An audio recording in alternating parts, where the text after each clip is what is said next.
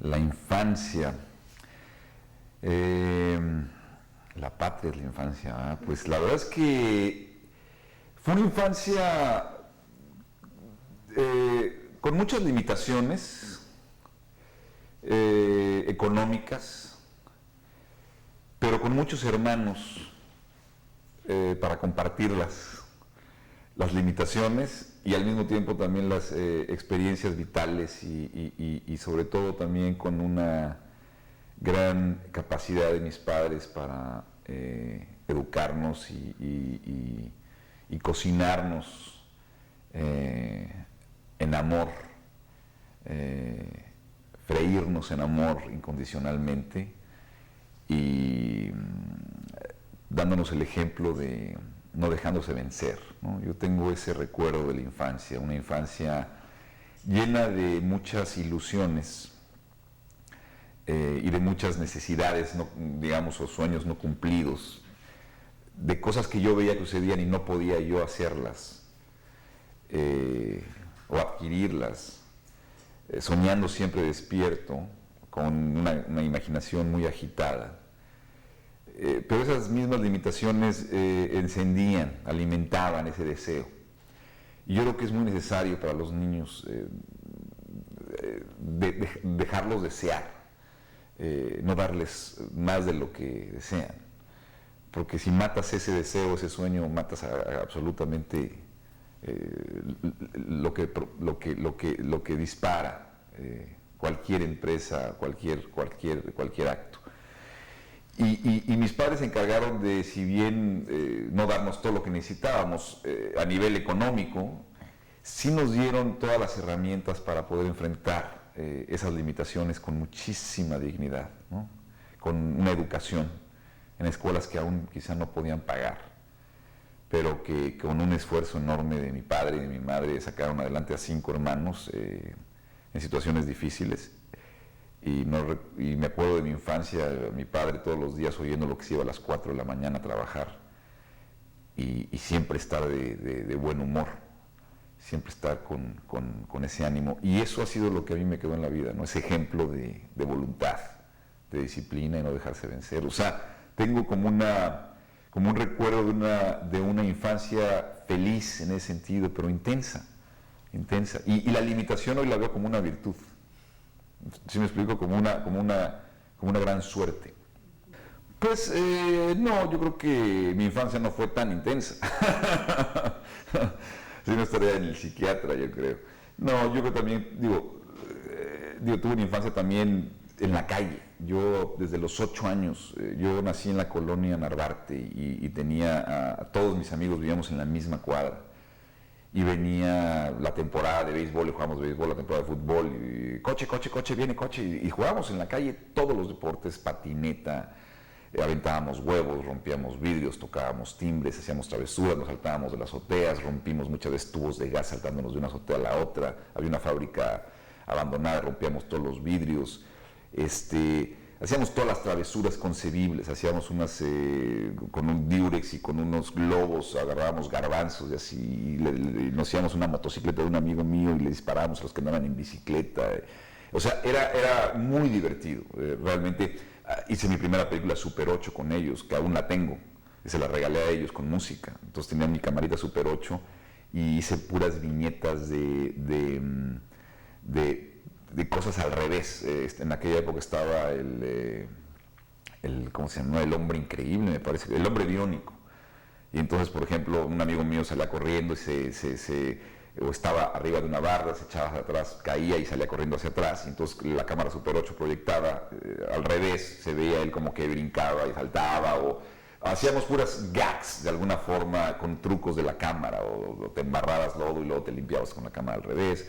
Tonterías. Y entonces estuvo lleno de una amistad muy pura, pero siempre viviendo en la calle, cosa que ahora los niños ya casi no hacen. Me iba a la escuela en camión desde los 12 años, ¿no? 11 años. Entonces fue un niño de la calle. Y bueno, yo creo que en Amores Perros también, por ejemplo, yo me acuerdo que la fachada de la calle, de la casa del personaje de Gael, que tenía estos mosaicos verdes pequeñísimos, los mandé poner en esa casa porque así era la casa de mi vecino, que se llamaba Chape. Y siempre me daba como miedo porque era un grandote, ¿no? Pero muchas casas de la colonia Narvarte tienen estos pequeños mosaicos de unos colores bastante extraños. Ese fue un homenaje, digamos, a esas fachadas, ¿no? Y tiene que ver de alguna forma mucho esa vibra de esos barrios, ¿no? Con ganas de conocer niñas, básicamente, ese era mi más grande deseo. Realmente la Ibero se convertía en un lugar de ligue, ¿no? En un lugar de reunión, de conocer. Fui un mal estudiante en realidad. También tuve mala suerte, no tuve muy buenos maestros, tuve pocos buenos maestros que me acuerdo, ¿no? Pero entre lo mal estudiante que era, la falta de atención que tengo en mi mente y los malos maestros que en un momento dado me tocaron, la recuerdo siempre como una etapa no tanto de estudio, sino como de haber conocido a gente bien valiosa dentro de mis compañeros, ¿no? Ahí conocí a Pelayo Gutiérrez, que después, bueno, ha sido amigo mío de toda la vida, pero después fue quien me introdujo a Guillermo Arriaga. Pelayo también fue productor de Z Films mucho tiempo, a Martín Hernández, que ha sido el diseñador de audio de todas mis películas. En fin, conocí a gente muy, muy interesante y eso es lo que yo recuerdo del Ibero, ¿no? Los compañeros. Mira, yo quería ser cineasta, lo que pasa es que no tenía claro el camino.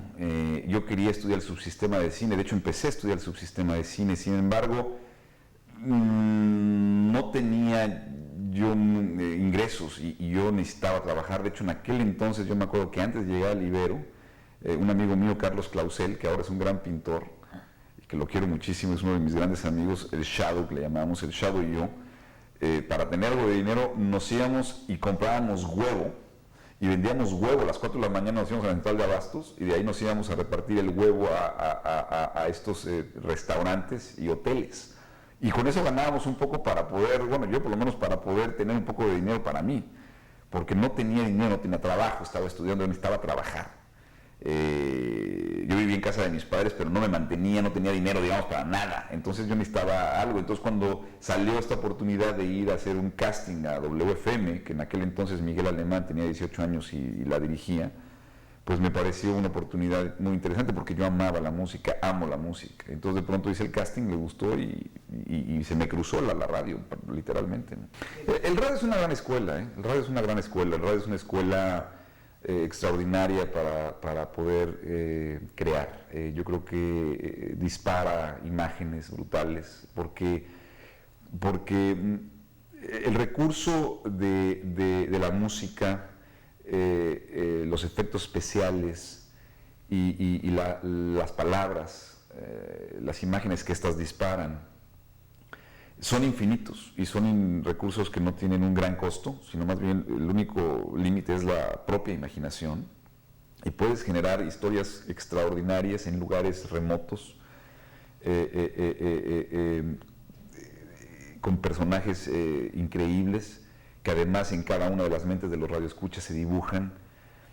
Y entonces hacíamos estos sketches y hacíamos estos personajes y yo me la pasaba escribiendo pues historias, gags, provocando, estimulando ideas, críticas, políticas, estupideces también, muchas, pero muy divertidas. Y entonces la gente escuchaba más WFM por lo que existía entre canción y canción que por las canciones mismas. Y Martín Hernández producía esto en audio, y ahí Martín sí es un diseñador de audio increíble. Entonces había un equipo extraordinario, ¿no? Y siempre con el apoyo de Miguel Alemán, ¿no? Que siempre nos dejó y que siempre nos apoyó y nos impulsó. Entonces es un equipo fuertísimo, trabajábamos muchísimo. Yo dormía en la estación de radio prácticamente 3-4 veces a la semana y fue una obsesión brutal. Y luego hacíamos conciertos y entrevisté a todos los músicos que yo admiraba, viajé muchísimo, transmitíamos conciertos en vivo, vía satélite. O sea, hicimos cosas que en aquel entonces eran como muy novedosas y fuimos la estación número 1 por muchos años, una estación literalmente en inglés, ¿no?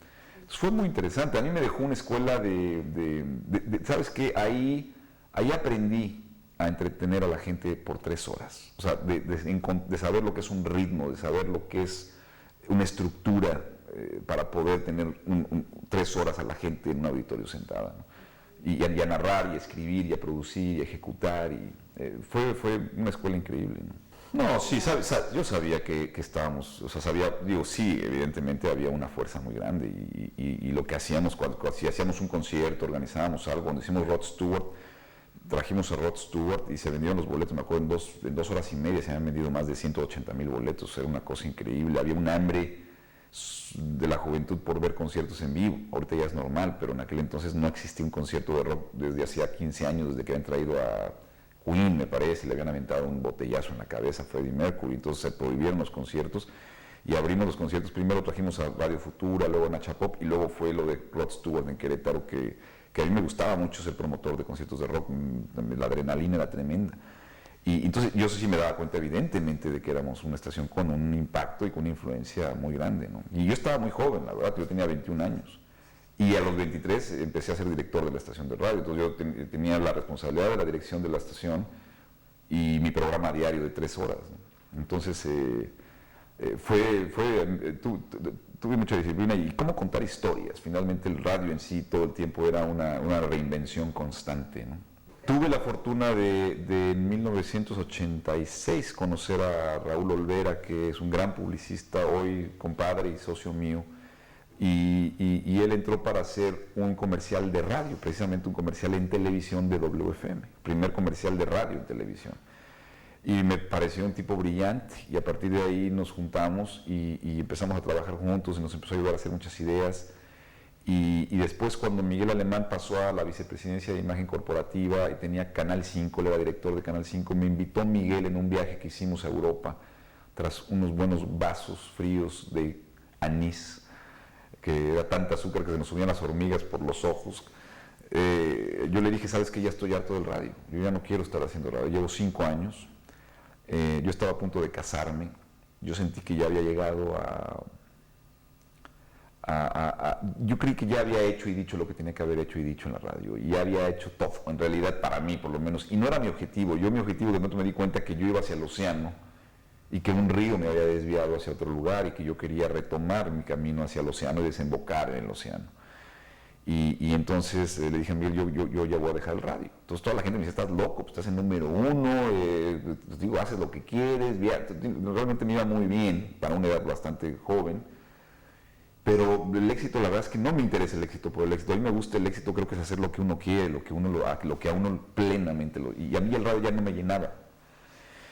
Y entonces Miguel me invitó nuevamente y me tuvo la confianza de invitarme a hacer la imagen corporativa de Canal 5, de hacer estas pequeñas cortinillas entre programa y programa. Y me pareció genial la idea de poder yo empezar a escribir para la imagen y poder dirigir imagen. Entonces Raúl Olvera y yo fundamos, digamos, una compañía de creatividad y empezamos a escribir ideas para el Canal 2, 4, 5 y 9. Hicimos no sé, 1000 cortinillas en 5 años, y yo aprendí prácticamente a dirigir, escribiendo mis ideas, con una cámara, 2 actores, editando, musicalizando y poniéndolo al aire. O sea, literalmente aprendí en los sets. Y me pasé durante 5 o 6 años, 250 días en los sets, todo el día escribiendo, dirigiendo, casteando, produciendo, editando, musicalizando, sonorizando, presentando, escribiendo. O sea, era una cosa, fueron 7 años donde tuve unas horas de vuelo brutal. Hicimos todo, melodrama, comedia, farsa, tragedia, cursilerías, horripilantes, de todo, pero haciendo errores aprendimos. Y esa fue una escuela, es como haber estado en la mejor universidad, o sea, en una universidad con una libertad absoluta, con los recursos para hacerlo y además con la exposición para enseñarlo y tener además la retroalimentación del público. Entonces para mí eso fue la mejor universidad que pude haber tenido, no hay profesor que te dé eso. El cine se aprende haciéndolo, en la calle, con la calle que yo viví y con la experiencia y con los recursos que yo tuve. Entonces fue una época increíble, ¿no? O sea, tuve mucha suerte, ¿no? La verdad. Mis ciclos son de 5 años, eso me preocupa. A los 5 o 6 años de haber hecho radio, de haber explorado, digamos, el medio de una forma muy, muy plena, me cansé, me fui a la publicidad. Lo bonito de la etapa que yo tuve de publicidad es que, fíjate que, ¿cómo te puedo decir? No era el publicista que escribe ideas para productos con un ejecutivo determinado, sino que tuvimos la fortuna de poder tener la libertad absoluta de escribir cosas para las emociones. Vendíamos el Día del Padre, el Día de la Madre, el Día del Niño, la Navidad, el Día de la Bandera. Entonces eran como ideas de emociones, de conceptos, ¿no? Y nosotros lo escribíamos, o sea, teníamos la total y absolutamente libertad. No era un producto, ¿me entiendes? Era jugar con una emoción, y eso fue increíble. Más tarde creció la agencia y entonces empezamos a tener la petición de ya bancos y productos de refrescos y cosas que nos empezaban a pedir a nosotros. Entonces abrimos una agencia donde ya empezamos a escribir ideas para estos productos, pero aún así nosotros teníamos el control absoluto desde la creación hasta la ejecución. No era una agencia que nos daba una idea y nosotros dirigíamos, lo interpretábamos, sino nosotros desde ahí teníamos el control absoluto. Y entonces hicimos la campaña de Vital, que realmente fue una campaña que también tuvo muchísimo impacto. Inventamos el nombre de Vital, de hecho, del Banco Internacional Vital, que fue una campaña. Y empezamos a hacer muchas, Bacardí Limón, y empezamos a hacer cosas que realmente empezaban a romper un poquito. Y fue muy divertido. Pero a los 6 años, yo desde ahí me empecé a aburrir ya haciendo comerciales. Empecé a sentir que ya había llegado a una situación donde ya había también explorado también todos los juguetes, todas las posibilidades de cosas de 30 segundos, 1 minuto. Y entonces me metí a estudiar teatro con Ludwig Margules. Y entonces estuve 2 años con Ludwig Margules, estudiando dirección de teatro. Y fue, yo creo que Ludwig, que en paz descanse, el maestro que realmente me concientizó y me hizo consciente de lo que es un director y de la responsabilidad de un director. Y fue lo mejor que pude haber hecho. Y me costó mucho trabajo porque además estudiaba en las mañanas, teniendo una agencia y con un trabajo brutal y responsabilidades corporativas y clientes, y yo tenía muchísima chamba como director y vaya con mucho, pero mi socio me decía, estás loco, maestro. Yo me iba de 8 o 9 a 2 de la tarde a la escuela con Ludwig Margules a sentarme con chavos más jóvenes que yo a estudiar. Y luego llegaba a mi oficina, y llamadas, y dirección, y cámara, y corre. Pero me gustaba muchísimo eso, como que fui el estudiante que nunca fui en la Ibero.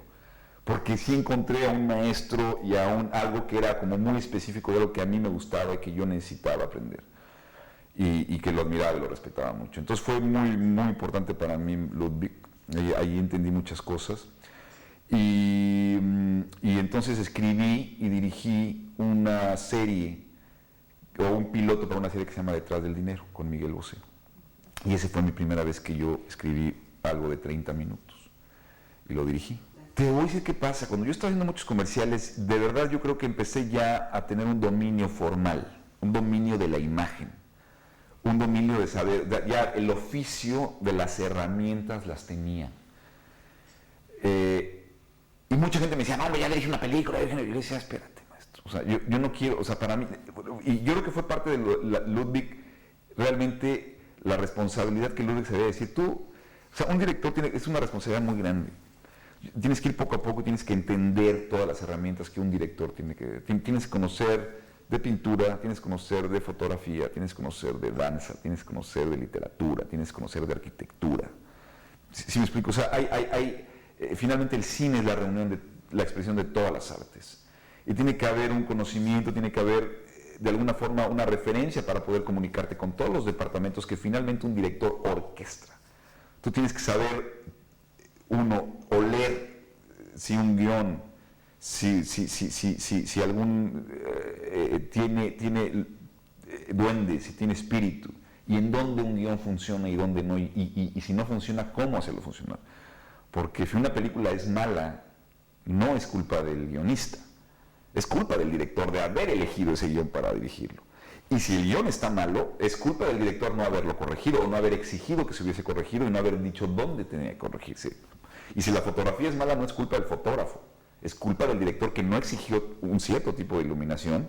Y el actor está mal, no es culpa del actor o la actriz, es culpa del director que no supo o escoger al actor adecuado y dirigirlo de una forma adecuada. O sea, hay una responsabilidad final. El director absorbe la responsabilidad del éxito, pero también la del fracaso. Y cada cuadro, 24 veces en un segundo, es responsabilidad de uno. Entonces, si hay una consideración, entonces yo quise irme por pasos. Entonces dije, a ver, ya puedo dirigir cosas de 1 minuto, ahora quiero dirigir una cosa de 30 minutos. Entonces escribí, produje, Miguel otra vez me ayudó muchísimo, me fui a Londres a convencer a Miguel Bosé, porque la idea era un billete que iba pasando de mano en mano ya en las historias que se iban pasando. Y fue un concepto que junto con Raúl concebimos. Y convencí a Miguel, gratis fue el primer actor que ahora sí que se dejó que lo dirigiera. Y quise hacer una prueba de mediometraje. Era un piloto, desafortunadamente en aquel entonces el señor Azcárraga Milmo no lo aceptó porque dijo que por qué él iba a hacer cine, que él hacía video, que lo hacía por el 10% del costo.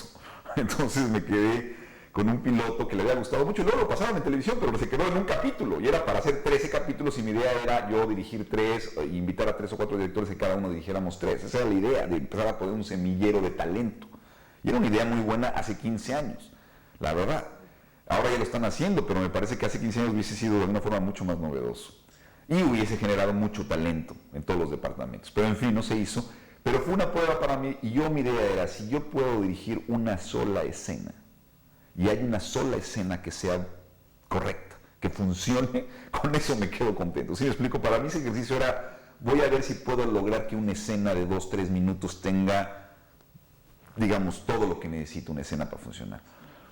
Y entonces yo iba probándome poco a poco, ¿me entiendes? Esa fue un poquito la historia. Fíjate que yo he sido muy irresponsable, cara. Yo soy una persona muy irresponsable. Yo creo más tengo la suerte de la inocencia, que es más poderosa que la experiencia.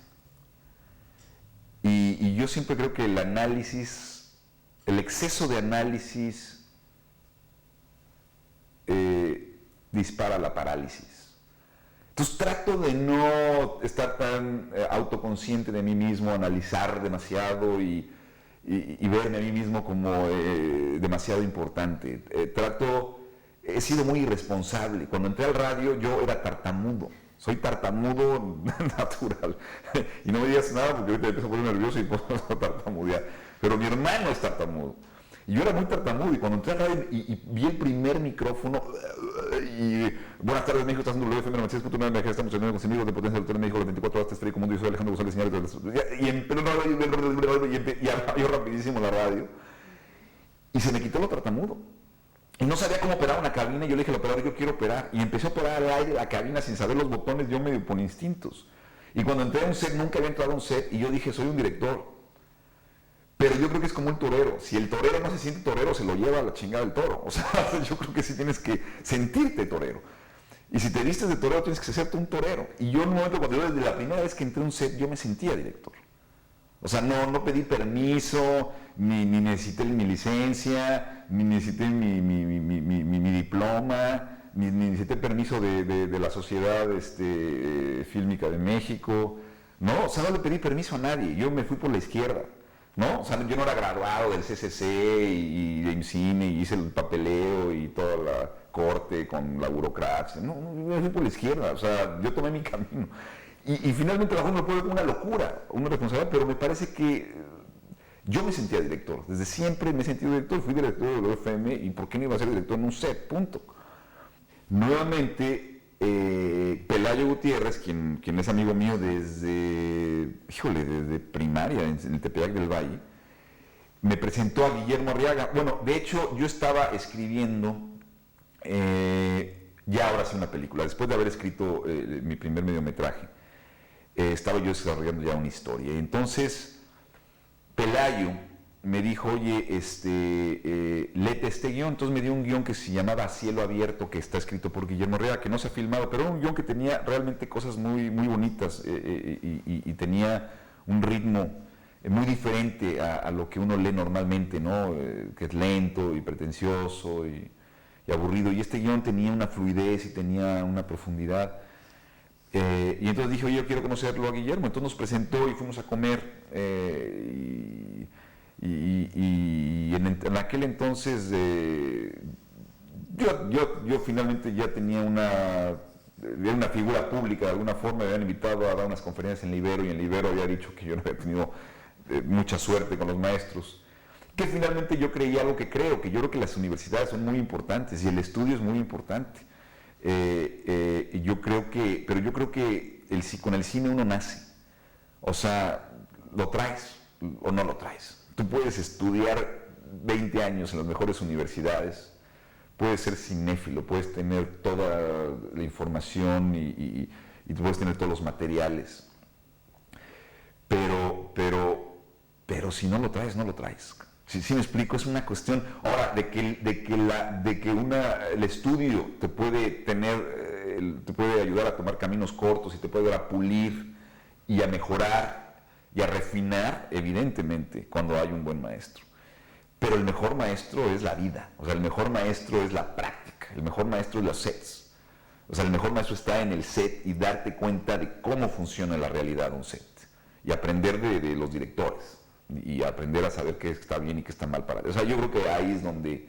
En fin, yo había dicho eso y Guillermo estaba enojado conmigo, entonces llegó a decirme que por qué había dicho eso en la universidad, y entonces tuvimos una plática, finalmente nos entendimos, hicimos contacto. Y a partir de ahí yo le propuse que yo tenía una historia que quería que desarrollara. Y a los 2 días me llamó y me dijo, es que me cuesta mucho trabajo desarrollar a mí historias, que no yo he estado desde el principio. Yo tengo estas ideas. Y entonces me platicó algunas de las historias y me acuerdo que empezamos a hacer unas cosas para que nuestra idea era hacer una película de 11 cortometrajes para el IMCINE. Y empezamos a contar diferentes historias o diferentes anécdotas y empezamos a jugar con muchas ideas. Y de ahí me dijo, ¿sabes qué? Yo tengo estas ideas yo tuve un perro que tiene un perro de pelea. Entonces él empezó a escribir un primer tratamiento. Y ahí empezó Amores Perros. Y a partir de ahí, pues Guillermo escribía y me presentaba algunas cosas. Nos juntábamos una vez a la semana, 2 veces a la semana y empezábamos a platicar y a discutir. Y él iba escribiendo y él escribió y desarrollando, pero juntos desarrollamos el guión de Amores Perros durante pues, casi 3 años. Y fue muy bonito encuentro porque finalmente creo que compartimos literatura, películas, ¿no? Y eso fue muy hermoso, ¿no?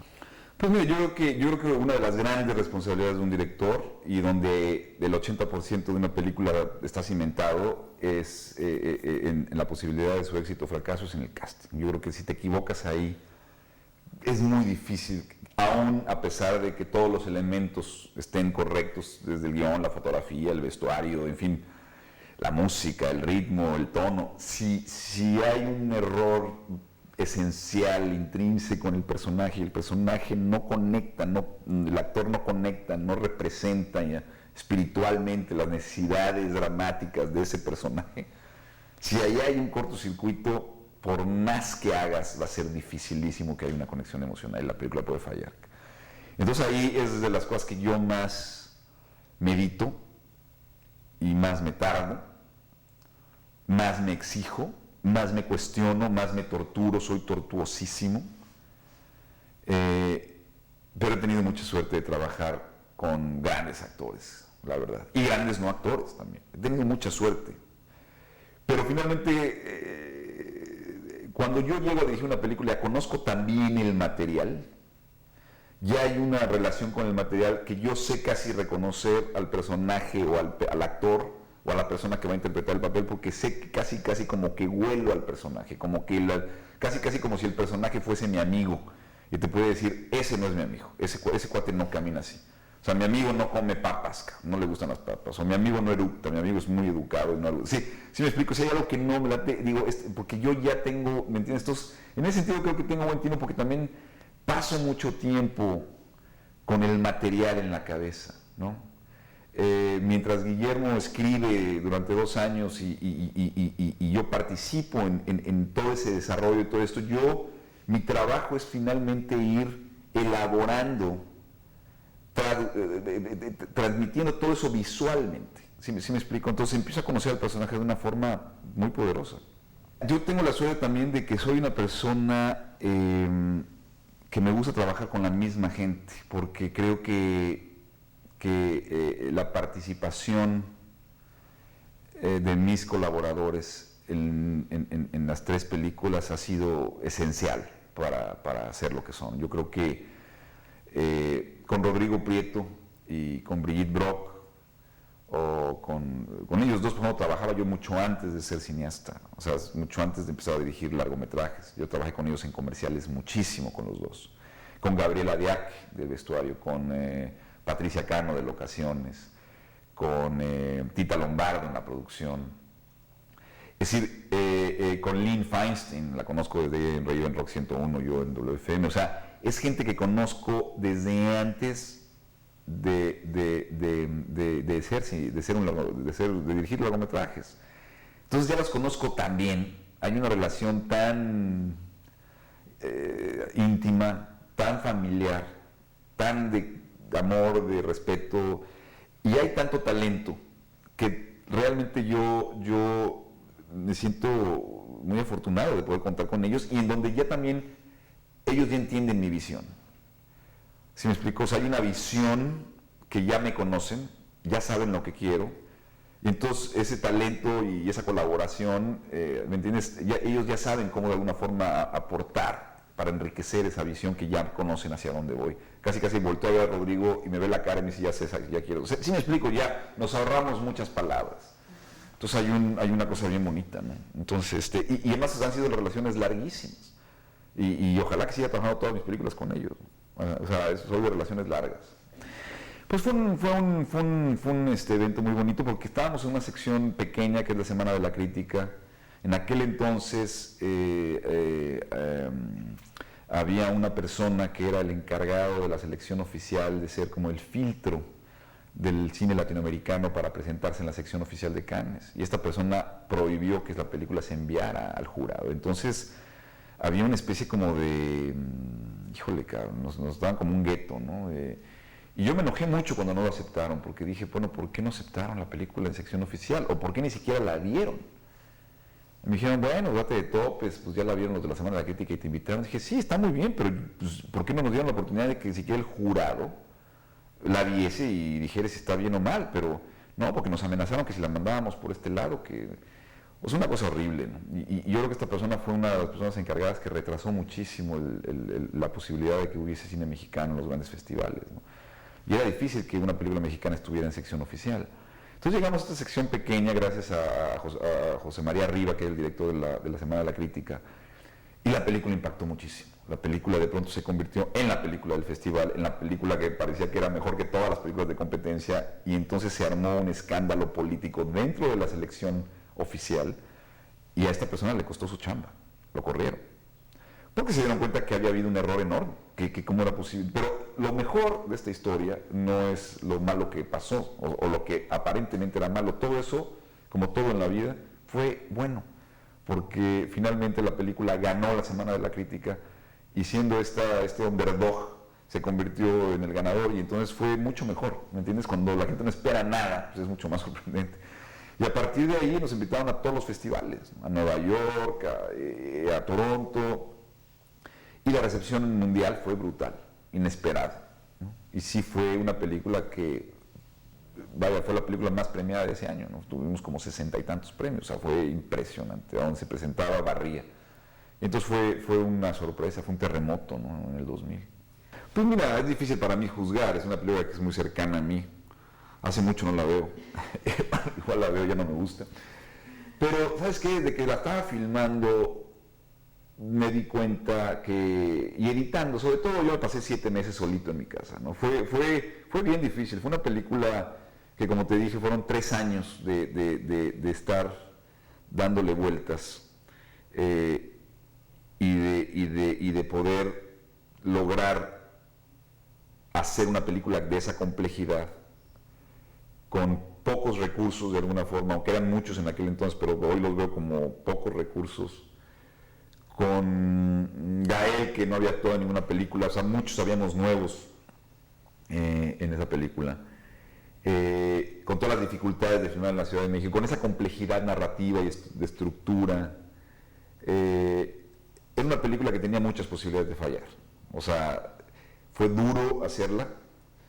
Disfruté muchísimo la filmación, No hubo un momento que dudé de nada, o sea, siempre realmente tuve la certeza de que estaba logrando la textura, el tono, el ritmo, el espíritu, el drama, la intensidad, la originalidad con la que yo quería filmar esta película. Cuando yo ponía la cámara cerca de Gael veía algo y decía, este cabrón está tremendo, o sea, hay algo aquí magnético que lo vi desde que trabajé 3 años antes con él en un comercial y lo vi y dije, este es el cuate con el que yo quiero hacer una película. Emilio Echeverría era de ponerte la piel chinita. Adriana Barraza también en ese pequeño papel, o sea, cada momento. Y luego me pasé 7 meses editándolo en mi casa. Y ahí me di cuenta que tenía algo, que tenía mucho poder. Por eso cuando me dijeron lo de Cannes, que muchos decían, ay, estás enojado, yo estaba enojado porque yo sabía lo que tenía, no sabía qué era, pero yo sí sabía que había algo, estaba muy orgulloso, ¿no? Y me sentía que había algo bien poderoso emocionalmente, ¿no? No sé ahora cómo, yo no sé si es una película parteaguas o no. Lo que sí sé, porque después de 7 años y me encuentro directores más jóvenes que yo en los festivales y me dicen lo tanto que influyó en Amores Perros. O sea, sí es increíble la cantidad de cineastas que me han a mí manifestado lo importante que fue Amores Perros en su decisión o de ser cineastas o de su concepción como directores, o de, si me explico, o sea, sí veo el impacto y la influencia que ha tenido, ¿no? Sí, y es algo que ha existido desde hace mucho, ¿eh? O sea, yo sí quiero decir que, vaya, yo creo que de los primeros que le hicieron fue Intolerancia de Griffith y eso, ¿no? Es una película de los 20, ¿no? Y estás hablando de una... Buster Keaton también hizo lo mismo, ¿no? Yo creo que Three Ages, Kurosawa lo hizo en Rashomon, de alguna forma también estructuró Robert Altman en Shortcuts, Tarantino, Before the Rain, director, no recuerdo cómo se llama. O sea, hubo películas y ha habido películas que han destructurado, o sea, no es la novedad. Sin embargo, creo que fue las historias, el contexto, la ciudad y también una gramática visual propia. Un espíritu, una cuestión ahí de textura y de espíritu que vi en la película que Rodrigo y yo hicimos limpiando la plata de la película, que le dio a la película una cuestión muy bella y muy inquietante, ¿no? Que hoy en día ya hace muchas personas, pero en aquel momento fue una de las primeras películas que se les lavó la plata y entonces tenían unos colores tremendos, ¿no? Y la cámara en mano, y entonces la edición era es muy esquizofrénica, ¿no? O sea, entonces hubo muchos elementos que hicieron de esta película algo bien particular, ¿no? No, porque uno hace las cosas lo mejor que puede y la verdad es que ya no depende de uno la recepción. Yo creo que yo sabía que la segunda película siempre iba a ser comparada con la primera y que las expectativas de la gente son las expectativas de la gente y ahí no puedes hacer absolutamente nada. O sea, el problema es de la gente y sus expectativas, no es tu problema. Si tú te compras ese problema, entonces te paralizas. Nuevamente, mucho análisis es parálisis. Entonces yo creo que no me preocupé mucho.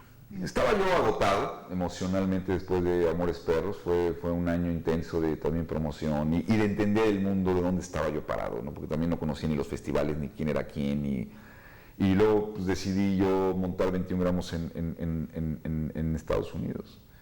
Y entonces, pues, finalmente ahora se ve como algo fácil. Claro, es el paso natural, pero no, la verdad es que yo tenía una compañía en México, una vida muy hecha, una estructura familiar, social, profesional, con una seguridad, con un nombre, y de pronto pues venirte a Los Ángeles, el guión todavía no estaba terminado, faltaba todavía un año para que se terminara el guión, yo vine a explorar. A mí se me ocurrió hacer la película de Estados Unidos porque creí que el personaje de Benicio del Toro, el personaje religioso, me parecía que tenía mucho más sentido dentro de esta religiosidad fanática y primitiva y un poco infantil de estas sectas fundamentalistas cristianas norteamericanas. Y me parecía increíble o importante la oportunidad de trabajar con actores que yo admiraba como Sean Penn y Benicio. Me pareció una oportunidad para mí de crecimiento también, como director, ¿no? Me pareció explorar una cultura que me ha influenciado mucho, como es la americana, como a todos los mexicanos que hemos tanto visto cine americano, y queramos o no, pues así ha sido, como todos los cineastas del mundo. con grande cine y con estupendamente pésimo cine, ¿no? Pero lo que yo creo es que cuando vine aquí, pues no estaba ni el guión terminado, quise entender cómo se montaba una película aquí, y me fue muy difícil. Fue un año bien duro para mí, y vivir en una ciudad como Los Ángeles no es fácil, llegar sin nada, todo era incierto, ¿no? Todo era incierto en realidad. Entonces, fue un año triste para mí, en ese sentido fue duro, o sea, fue un reto en todos sentidos, ¿no? Y finalmente, luego, pues, levantar la película aquí cuando salió y empecé a hablar con Sean y eso, la verdad es que me mostraron un apoyo. Naomi me dijo, hago tu película, y ni siquiera estaba el guión todavía listo. Le dije, lo voy a tener en 2 meses. Me dijo, va, yo contigo voy, o sea, no me lo enseñes, yo quiero estar en tu siguiente película. Sean me habló él directamente a decirme que quería trabajar conmigo en lo que quisiera. O sea, fue una muestra de confianza y de apoyo, y de que dije, puta, me parece increíble, ¿no? Y eso me reanimó muchísimo. Es que, ¿sabes qué es lo que te decía? Yo desde WFM, pues estoy al control de mi cabina, de mis micrófonos, o sea, yo soy muy territorial, o sea, yo toda mi vida he hecho mis cosas, ¿no? Y lo que te decía la publicidad, yo escribo mis cosas, yo las produzco, yo las dirijo, yo las edito, y más que por otra cosa, porque me gusta tener el control del principio a fin, porque esa es la parte donde yo me siento que puedo entregar lo que yo creo que es justo para esa idea. Entonces yo sí necesito tener pues todo, o sea, vaya, sí, no, ¿me entiendes? Soy en ese sentido muy obsesivo. Y sí, pues lo tuve que venir y claro que lo produje yo, levanté la producción y encontré la forma y saber quién me puede ayudar también en la producción, quién es el estudio adecuado, quién es el financiamiento adecuado, o sea, entender toda la compleja red de lo que significa lanzar una película a nivel mundial es bien complejo, y mantener la integridad y que nadie te toque una sola imagen y un solo cuadro, porque cada cuadro es tuyo y solo tuyo, y cada decisión, por buena o mala que sea, es tuyo y nadie tuyo. Ni el último del crew hasta el presidente del estudio y ningún colaborador, finalmente estás bien solo. O sea, en ese sentido puedes tener opiniones, puedes tener apoyo, puedes tener... pero al final, como director, es una soledad brutal. Pero entonces más vale que si vas a ver una mierda en la película, que esa mierda sea tuya, porque tragar mierda de otros, pues no. Entonces, yo me trago la mía, nada más. Totalmente independiente, o sea, yo las películas que he hecho he tenido la suerte de trabajar con los estudios, no para los estudios. Te hablo desde Altavista, como Focus Features, como Paramount Vantage. He tenido la suerte de trabajar con 3 estudios muy respetuosos que han apoyado mi visión, que me han respetado absolutamente en todas y cada una de mis decisiones. Jamás he sentido la policía, es más, nunca he visto un ejecutivo en mi set, para que mejor me entiendas. O sea, nunca he visto a alguien, nada. O sea, vaya, las 3 películas, desde Amores Perros hasta Abel, no importa el tamaño del presupuesto, hazte cuenta que estoy filmando una película de cine independiente en donde yo soy el director y el productor, y las decisiones las tomo yo. ¿Me entiendes? Ahí sí he tenido una libertad absoluta, y todo lo malo que hay en la película es mío. O sea, no tengo la posibilidad de echarle la culpa de, no, es que los estudios, y hacerme el víctima, y no, es que nos tratan mal, y no, a mí no me gusta ese juego. La verdad es que he tenido una suerte porque, bueno, pues he demostrado un trabajo y se me ha dado el derecho de ejercer mi libertad, pero también la responsabilidad de tomarla, que no es nada fácil, ¿no? Yo creo que 21 gramos es una película más exigente. Yo creo que 21 gramos tuvo un éxito muy considerable, creo yo, porque bueno, pues, obtuvo Sean Penn el premio en Venecia, la película cerró el Festival de Nueva York, la película tuvo una taquilla creo que muy buena en los Estados Unidos, considerando ser una película extremadamente dura temáticamente, que habla de la muerte de los niños, de hijos. O sea, es un tema muy duro. O sea, no cualquiera va al cine a ver un tema así, con una estructura narrativa mucho más exigente que Amores Perros. O sea, es una película que demanda para un público mucho más exigente, más cinéfilo. Considerando todas estas naturalezas de la película, que además yo estaba consciente cuando estaba filmando la película que estaba haciendo, yo sabía que no estaba haciendo Walt Disney. Me parece que aún así fue una película que triplicó en taquilla su costo, y mundialmente tuvo un éxito bastante bastante fuerte en la crítica, creo yo, y a nivel taquilla muy educado. Ahora, ¿fue en box office mainstream? No, pero nunca lo hice por eso, y ni era eso, o sea, la película que yo sabía que tenía que hacer. Yo creo que sí tuvo un éxito increíble. Babel es la tercera y última película de mi trilogía. Creo que es una película que es perfectamente congruente con el discurso de esta exploración temática y formal que se inició con Amores Perros, con 21 gramos como una película foránea, con Babel como una película global. Creo que Amores Perros es rock puro, 21 gramos es jazz, esta es una ópera. Es una película muy ambiciosa, es una película que creo que representa muy bien, proyecta, refleja muy bien los tiempos en los que vivimos. Es un cine que está financiado por fondos internacionales de todo el mundo prácticamente. Una película ejecutada en gran mayoría en los departamentos principales por mexicanos, e ideada, concebida y producida y dirigida por mexicanos, pero al mismo tiempo con una colaboración de gente de todo el mundo, de los 5 continentes. Es una película hablada en 5 idiomas. Es una película que habla de los puentes y de las paredes, de las fronteras. Y se llama Babel.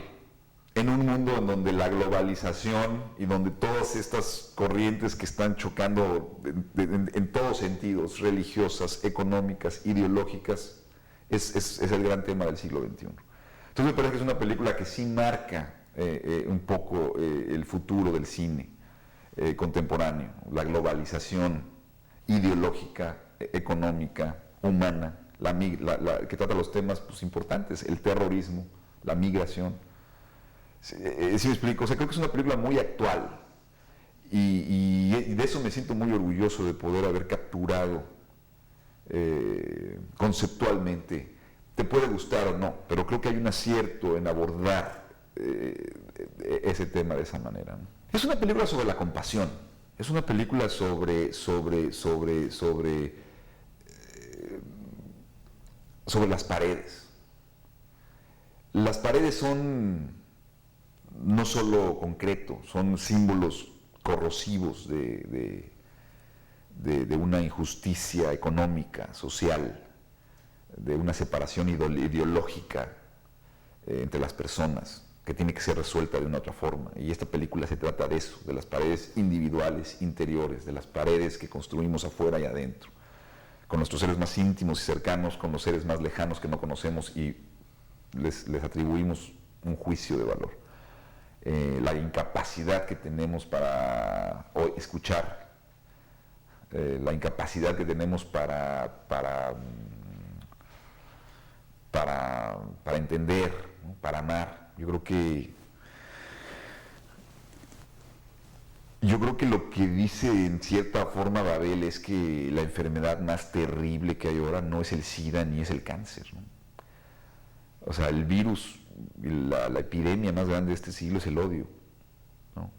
Y lo más grueso es que, y lo más terrible es que en su cura se encuentra la semilla de su origen, que es la religión, ¿no? Entonces hay una incapacidad y hay una víbora que está mordiendo la cola, ¿no?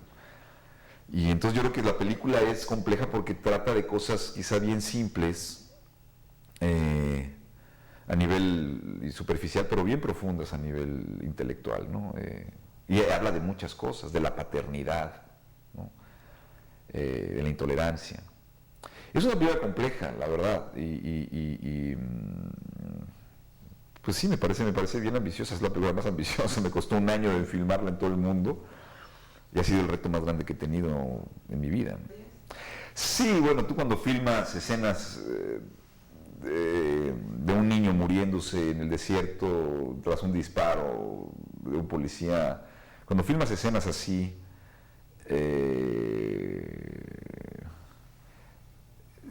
no te las la sacudes en la tarde, ¿me entiendes? Llegas a tu cama y te acuestas con eso. Hay momentos bien intensos, ¿no? O sea, yo he vivido momentos en los sets que sí realmente es fuertísimo. Porque una cosa es leerlo en una cuestión técnica y mecánica.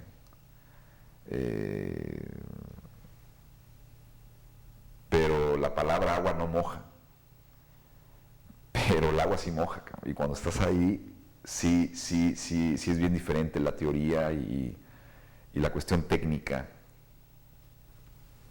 que ejecutarlo y que sacar y que la palabra se haga carne, ¿me entiendes? O sea, donde un hombre, ¿me entiendes? Donde encarnen los personajes espiritualmente esos momentos y hay una credibilidad, es durísimo. O sea, llegar a eso, o sea, lograr que eso suceda y sea creíble, eso ya en sí es muy intenso. Y cuando sucede es de un poder increíble, ¿no?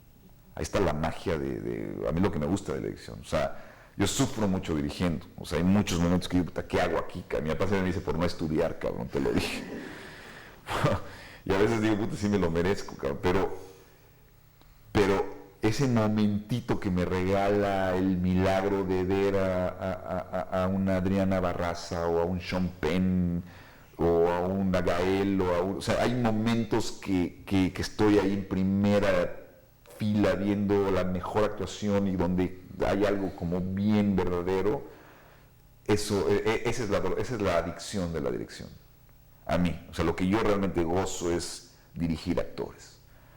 Me gusta mucho el trazo, me gusta mucho la orquestación. O sea, para mí ese trabajo con ellos, esa complicidad, todos los procesos me gustan, pero esos momentitos son así como verdaderamente la droga, ¿no? Se habla mucho de que el arte es el reflejo de la humanidad o la humanidad de alguna forma, o el arte se refleja en la humanidad y viceversa, es un espejo, ¿no? Yo creo que desgraciadamente hoy en día la vida no imita al arte, imita, como decía Woody Allen, a la mala televisión. O sea, imitamos esa cultura de la basura de la imagen, ¿no? O sea, si me explico algo por lo menos de la cultura de la imagen, de las películas, finalmente hay una cantidad de información visual hoy en los taxis, en los aeropuertos, en los teléfonos, en todo ya es una cantidad de un bombardeo que hemos perdido la capacidad de saber qué es bueno y qué es malo, en donde ya todo es una basura absoluta, en donde de pronto, aunque haya cosas verdaderamente profundas y bellas y relevantes, ante esa invasión y ante esa sobreestimulación visual que tenemos todos los días, ya lo reconocemos. Entonces hay para mí una situación como existencialista, en donde ya nada tiene un valor absoluto, se pierde. Entonces yo no sé si una sola película flotando dentro de tantas millones de imágenes que alguien recibe en un año ya tenga una relevancia dentro de este bombardeo, ¿me entiendes? Aunque sí siento que, bueno, a las personas sensibles seguramente sí estimulará y provocará y esculpirá en su alma algo distinto y le revelará una verdad humana y de la naturaleza distinta de la que pensaban ayer. Pero de cambiar el mundo, lo dudo. Yo creo que es un proceso. Todos los artistas tenemos que estar conscientes que entre todos tenemos que gritar para poder ahí emitir de vez en cuando ante el ruido espantoso de la guerra y el odio y la incomprensión, pues poder ahí ser escuchados de vez en cuando y saber que existe la esperanza de poder empezarnos a preocupar de lo que realmente es importante, ¿no? Que no es la avaricia, no es el poseer, sino es el amor, que es lo único que da sentido a la vida, ¿no? Es la única razón de seguir existiendo, ¿no? Y pero eso es bien difícil, eso es bien difícil, la verdad, yo lo creo. Finalmente, quieras o no, eres responsable pues todos están ahí de alguna forma por ti. Hay una apuesta y todos creen en ti, o sea, eres como el capitán de un barco. Y por lo menos con todo el equipo que estuvo nominado, fue una convivencia muy intensa, ¿no? todos ellos estuvieron conmigo. El único que no fue, digamos, a ninguno de los países fue Guillermo Arriaga. Él no conoce ninguno de estos países y no tuvo la oportunidad de viajar, pero lo que es todos los demás estuvieron conmigo dentro de una isla,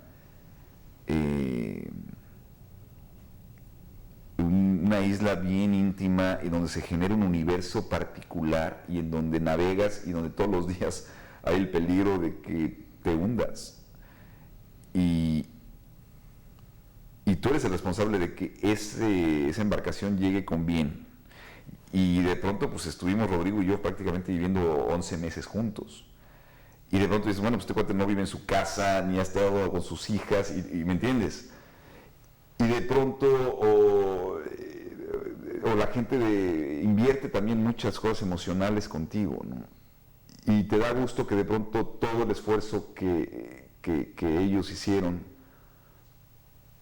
tú hayas podido haberles hecho justicia a su gran talento, a su gran trabajo, y ponerlo todo y que tenga sentido para que esto sea un reconocimiento a todos, ¿no? Eso es lo más importante. La verdad es que es un festival muy prestigiado, es un festival, haber ganado en Cannes para mí fue muy hermoso porque, además fue muy chistoso porque Wong Kar-wai es una persona que tiene un cine muy particular que a mí me gusta mucho. Sobre todo una película que se llamó Happy Together, que ganó él en 1998 el mejor director. Y curiosamente él me dio el premio a mí ese año. Y me sentí muy honrado, la verdad, porque sí en Cannes hay un gran prestigio. Es muy diferente que los Óscares, es un jurado de 7, 8 personas. Pero tiene un prestigio y una historia muy hermosa. Pero la verdad es que, y más allá de la falsa humildad, sí creo que los premios son bien importantes, pero también hay que tomarlos siempre con cierta distancia, ¿no? O sea, yo creo que los premios es un elogio, es un bonito reconocimiento, pero no hay que darles más valor que el que tienen. Te lo dan, qué hermoso. Pero también no enfermarse y no creer que si no hay premio es que perdiste. Y eso a mí me queda siempre bien claro, ¿no? Cuando no hay un premio no siento que perdí. O sea, ¿me entiendes? Un premio, te digo, es un gran honor, es una gran justificación para tomarte unas buenas copas, siempre. Pero tampoco hay que darles un más valor del que tienen. Creo que hay una coincidencia en donde todos estos talentos y todos estos amigos míos con un gran talento, incluyendo a Carlos Reigadas y a muchos otros como Rodrigo García o Fernando Emke, hemos coincidido temporalmente, generacionalmente, y hemos tenido la fortuna de ejecutar y llevar a cabo las películas y estrenarlas simultáneamente y de pronto coincidir en la vida, ¿no? Y eso ha sido una cuestión no planeada y una afortunadísima coincidencia. Y me parece que, pues evidentemente, unidos, pues hay una percepción mucho más fuerte, ¿no? Pues yo creo que sí, yo creo que hay muchas personas que pueden estar de alguna forma dándose cuenta que se pueden hacer muchas cosas, mucho tipo de películas, se pueden hacer películas de todos los géneros, de todos los estilos, ¿no? En todos los países del mundo, en todos los lenguajes. O sea, sí, yo creo que también habíamos caído también en una especie de policía intelectual, en donde si alguien hace algo malo es que este cuate ya se vendió. Yo creo que de pronto nos damos cuenta que a los chavos espero que se les abra la visión para poder decir, ¿sabes qué? Yo puedo soñar en lo que quiero hacer, ¿no? Y Reigadas haciendo una película en México de menonitas en Chihuahua, y el Gordo haciendo una película en España de la guerra civil, y yo haciendo una película de una sorda japonesa, y Alfonso haciendo una película del futuro en Londres, y Fernando Emke haciendo una película de México en una colonia popular, y ahora Alfonso pues, se regresa y va a hacer una película pequeña en México, y el Gordo se regresa ahora a hacer Hellboy, una película de género futurista. O sea, yo creo que es hermosísimo poder tener esta gana y no encerrarte en una cuestión patriotera, más que otra cosa, ¿no? De estar encerrado en un ranchito, ¿no? Y la verdad es que nos gusta mucho apoyar a los cineastas jóvenes, porque yo creo que el futuro del cine está en los jóvenes. Yo creo que nosotros ya, digo, tenemos una carrera, pero yo creo que ahorita lo que hay que hacer es que todos los fondos del IMCINE, todos los fondos de la 226, ojalá se puedan realmente, única y exclusivamente, a meter a los chavos de menos de 30 años y óperas primas o segundas películas, punto, porque esos son los que van a ver el futuro del cine. Alfonso es un talento increíble, Alfonso tiene una mente brillante, es un tipo de una claridad y de una profundidad y de una simpatía y de una rapidez y de una gran cultura. Y me parece que además su lenguaje cinematográfico ha evolucionado de una forma, siempre está experimentando. El ejercicio que hizo con Y tu mamá también, de planos, secuencias, largos. Visualmente me parece que el lenguaje cinematográfico de Children of Men es, digo, lo llevó años, 10 años. O sea, sí siento que el tipo de cine que hizo Alfonso con Children of Men es un cine de altísimas ligas, ¿no? O sea, me parece que ha evolucionado de una forma brutal, ¿no? Y con una claridad increíble. ¿Y de Guillermo del Toro como director qué le admiras? Pues Gordo, yo creo que el Gordo es un tipo prolífico, es un tipo también con una mente y con una claridad y con un conocimiento del oficio y de su género y de cómo funciona dramáticamente los mecanismos como un reloj de una historia, con todos los elementos visuales. Es un tipo en total y absoluto dominio del oficio del cine. O sea, preconcibe todo el filme en su cabeza y ejecuta, los dibuja, los mastica y es una precisión prácticamente de un relojero suizo, ¿no?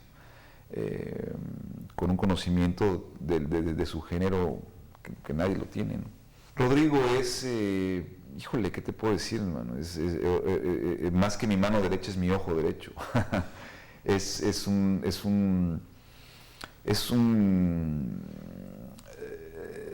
Rodrigo es un narrador, no solamente es un gran fotógrafo y su luz está intrínsecamente ligada a los objetivos emocionales que yo quiero lograr. O sea, él finalmente sí hay un entendimiento del objetivo dramático escena por escena que me ayuda siempre en equipo a lograr lo que quiero y su operación de cámara, independientemente de esta luz que tiene él, que además siempre se esconde, ¿no? O sea, Rodrigo nunca es el fotógrafo del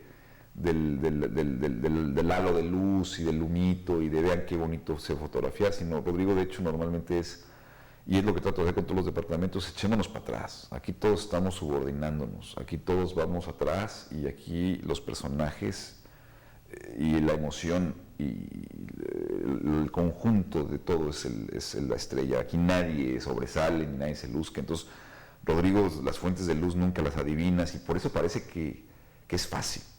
Y me parece increíble que no lo haya nominado para los Óscares, pero es que es precisamente por su gran maestría, porque no hace que se vea su luz. Rodrigo está siempre atrás. Y lo que parece fácil es lo más difícil que hace, es lo más difícil de hacer. La luz de Rodrigo es más difícil que hacer que esas luces todas totalmente garigoleadas. Él hace una luz muy fuerte, muy difícil de hacer, con un naturalismo tremendo, pero la forma en que él narra con su cámara y esculpe dramáticamente, tenemos ya un entendimiento increíble. O sea, realmente Rodrigo me ayuda a narrar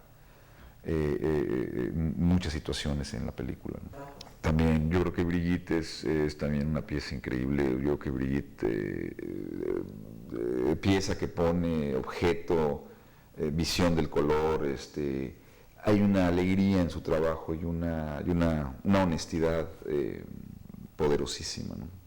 Me parece que él es un hombre brillante, es un joven que tiene una conciencia. Tiene un oficio enorme, pero más que nada tiene una vida interior muy profunda y tiene